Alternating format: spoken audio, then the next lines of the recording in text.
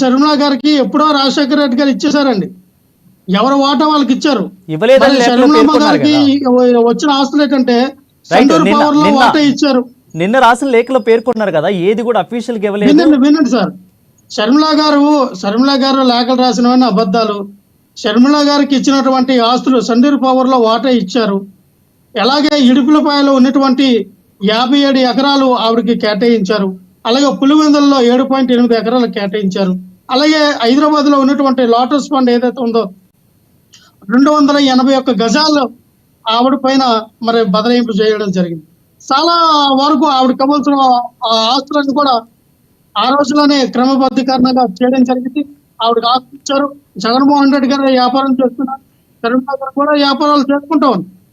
ఈ రోజున సాక్షి పేపర్ కానీ, భారతీయ సిమెంట్ కానీ ఇవన్నీ కూడా జగన్మోహన్ రెడ్డి గారి యొక్క కష్టార్జితం, ఆయన సంపాదించినటువంటి సంపాదనలో పెట్టుకున్నటువంటి ఇండస్ట్రీస్ అవి.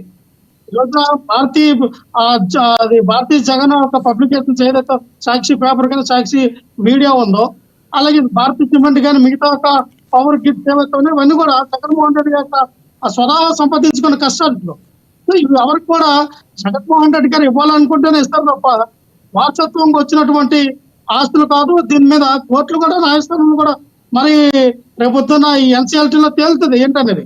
అంతేగాని ఇది షర్మిలా గారికి ఇవ్వాల్సిన ఆస్తుల్లో అన్నప్పుడు షర్మిలా గారు ఇన్ని రోజులు ఎందుకైనా మరి ఆవిడ కోర్టులో కేసు వేయాల? నాకు సాక్షిలో వాటు ఉంది, భారతీయ సిమెంట్ లో వాటు ఉన్నప్పుడు మీ డైరెక్టర్ ఎవరు, మీ షేర్ వాల్యూ అంత, మీకు ఎన్ని షేర్లు ఉన్నాయో చూపించండి. సాక్షిలో మీకు ఉన్నటువంటి షేర్లన్నీ, భారతీయ సిమెంట్ లో మీకు ఉన్నటువంటి షేర్లన్నీ మీరు ఎవరిని డైరెక్టర్ గా పెట్టారు, వాళ్ళందరినీ బయట పెట్టండి. ఒక్క షేర్ కూడా లేదండి అందులో. కావాలని ఏంటంటే రాజకీయంగా జగన్మోహన్ రెడ్డి గారిని ఇబ్బంది పెట్టే క్రమంలో జరుగుతున్నటువంటి రాజకీయ కుట్ర క్రీడ. అంతేగాని షర్మిలా గారు లేఖ రాశారు, షర్మిలా గారు లేఖలు రాశారంటే ప్రజలు నమ్మే పరిస్థితుల్లో లేరు. షర్మిలా గారు ఈ రోజున ఎవరితో తిరుగుతూ ఉన్నారు? జగన్మోహన్ రెడ్డి గారికి ఎవరైతే వ్యతిరేకంగా ఉన్నారో, ఎవరైతే ఆయన మీద వ్యతిరేక కుట్రలు పన్నుతో ఉన్నారో వాళ్ళ వైపున ఈ రోజున ఆయన భుజాల పైన వేసుకుని వాళ్ళకు ఒత్తాసు పలుకుతా ఈ రోజున తిరుగుతున్నటువంటి షర్మిలా గారు. మరి ఆ రోజున వివేకానంద రెడ్డి గారు చనిపోయారు, దానికి కారణం అవినాష్ రెడ్డి గారు, మీరానాన్ని, సునీత గారు ఉన్న ఈవిడ తిరిగారు కదా ఎలక్షన్ టైంలో. ఈ రోజున ఎందుకు చంద్రబాబు నాయుడు గారు మీరు అడగట్లా? ఎందుకు మీరు ఆ ఢిల్లీకి వెళ్ళి ప్రశ్నించట్లా? ఎందుకు సిబిఐ ఎంక్వైరీకి ఇప్పుడు పిలవట్లేదు? దేనికోసం భయపడ్డారా? జగన్మోహన్ రెడ్డి గారిని బదనాం చేయాలన్న ఆలోచన తప్ప మీకు చిత్తశుద్ధి ఉంటే మీకు తెలుసండి. ఈ రోజున ఎవరు చెప్పారు వివేకానంద రెడ్డి గారిని అని? కింద పైన మీ ప్రభుత్వాలే కదా, ఆంధ్రప్రదేశ్ లో మీరే కదా, కేంద్రంలో మీ ఎన్డీఏ కూటమే కదా, సిపిఎం మీ దగ్గర ఉంది, పోలీసులు మీ దగ్గర ఉన్నారు. ఎవరు చంపారో, ఎవరు చంపించారో మీకు తెలుసండి. మీ సాధికారం మాట్లాడతారు, సాధికారం మాట్లాడి ఈ రోజున జగన్మోహన్ రెడ్డి గారి మీద, వైఎస్ఆర్ పార్టీ మీద బురద జల్లే కార్యక్రమం చేస్తూ ఉంటే చూస్తూ ఊరుకుంటామా మేము? దగ్గర ఉన్నటువంటి ఆధారాలు ఏ ఆధారాలతో మీరు మాట్లాడుతూ ఉన్నారు? మీ దగ్గర ఉన్నటువంటి సమాచారం ఏంటి? ఎందుకు ఈ రోజున ఎలక్షన్ అయిపోయిన తర్వాత మీరు ఒక కాంగ్రెస్ పార్టీ అధ్యక్షురాలకు ఉన్నటువంటి వ్యక్తులు మీరు ఈ రోజున రాష్ట్రంలో జరుగుతున్నటువంటి పరిపాలన పైన మీరు ఆ అధికార పక్షాన్ని విమర్శించాలి, అధికార పక్షాన్ని మీరు ప్రశ్నించాలి. కానీ ఇదేంటండి, ఈ దొంగ రాజకీయాలు అంటే నాకు అర్థం కాదు. అంటే జగన్మోహన్ రెడ్డి గారు అధికారంలో ఉన్నప్పుడు జగన్మోహన్ రెడ్డి గారిని ప్రశ్నిస్తారు, జగన్మోహన్ రెడ్డి గారు ప్రతిపక్షంలో ఉన్నప్పుడు జగన్మోహన్ రెడ్డి గారిని ప్రశ్నిస్తారు. ఆయన పవన్ కళ్యాణ్ గారు పార్టీ పెట్టారు కదా నేను ప్రశ్నించడానికే అని. మరి ఆయన ఎవరిని ప్రశ్నిస్తారో నాకు అర్థం కాదు.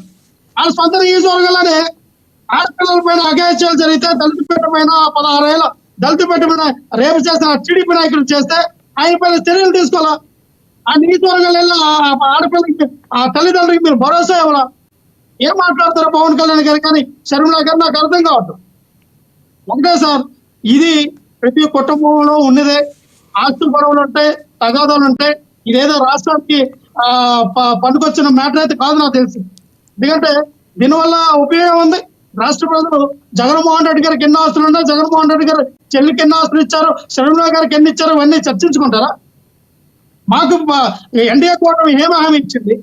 సూపర్ 6 అన్నారు, సూపర్ 6 అమలు చేస్తున్నారా లేదా? రాష్ట్రాన్ని డెవలప్ చేస్తానన్నారు, చేస్తున్నారా లేదా? సంక్షేమ పథకాలు అమలు అవుతున్నాయా లేదా? రాష్ట్రం ఏ విధంగా ముందుకెళ్తుంది, నిత్యావసర వస్తువుల ధరలు ఏ విధంగా ఉన్నాయని దానిపైన ప్రజలు మాట్లాడుకుంటారు. కానీ జగన్కి ఎన్ని ఆస్తులు ఉన్నాయి, జగన్ గారు చెల్లెలకు ఆస్తులు ఇచ్చారా లేదా, షర్మిల గారు ఆస్తులు తీసుకున్నారా లేదా అని మాట్లాడుకుంటారా? సార్ ఆ రకంగా మనం మాట్లాడితే మరి చంద్రబాబు నాయుడు గారు 2 ఎకరాలతో స్టార్ట్ చేసినటువంటి ఆయన జీవితం, కాంగ్రెస్ పార్టీలో మీరు మినిస్టర్గా ఉండటం, అదే కాంగ్రెస్ పార్టీ నుంచి మీరు బయటకు వచ్చి మీ సొంత మామ అయినటువంటి ఎన్టీ రామారావు గారికి వెన్నుపోటు పరిచు లాక్కున్నటువంటి పార్టీని ఈ రోజున మీ కనసన్నలో నడుపుతున్నటువంటి వ్యక్తులు మీరు. మరి పురంధేశ్వరి గారికి భాగస్వామ్యం ఎందుకు చేయాల? మరి జూనియర్ ఎన్టీఆర్కి ఎందుకు భాగస్వామ్యం చేయాలా? మీరు రామకృష్ణ గారికి ఎందుకు భాగస్వామ్యం చేయాలా? మరి ఇక్కడ మంగళగిరిలో ఉన్నటువంటి పార్టీ ఆఫీస్ కానీ, హైదరాబాద్ లో ఉన్నటువంటి పార్టీ ఆఫీసులు కానీ, పార్టీ ఆఫీసులకి కేటాయించే స్థలాలన్నీ కూడా మీరు ఎంతమందికి బదిలీ ఏంపు చేశారు? ఎంతమందికి సమాన హక్కులుగా పంచారు? మీరు మీ సొంత ఆ తమ్ముడికే రామమూర్తి నాయుడికే మీరు ఎన్ని ఆస్తులు ఇచ్చారు? మీరు మీ తల్లి పంచాయతీ మాకు తెలీదా? మీ అక్క చెల్లెలకి మీరు ఎన్ని ఆస్తులు ఇచ్చారో మాకు తెలీదా? ఈ పంచాయతీ ముందు మీరు తీర్చుకోండి. హెరిటేజ్ లో సంవత్సరానికి 2,500 కోట్లు మీకు వస్తూ